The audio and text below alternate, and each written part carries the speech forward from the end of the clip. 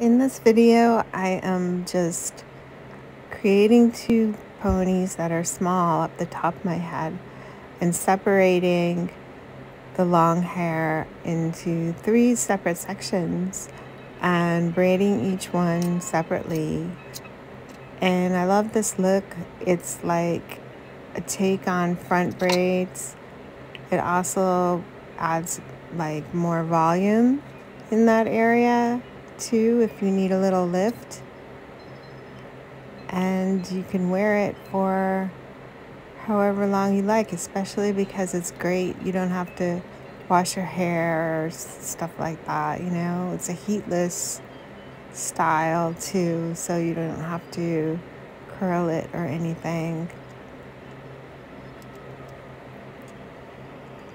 The product I do use for my edges and for control while braiding is called Woody's Pomade, and it's available on my Amazon affiliate shop, which is amazon.com/shop/windmillsofmyhair.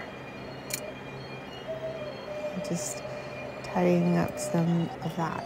And that is a thermal protector that's also on my shop page. And that iron is a crimper just to give an effect.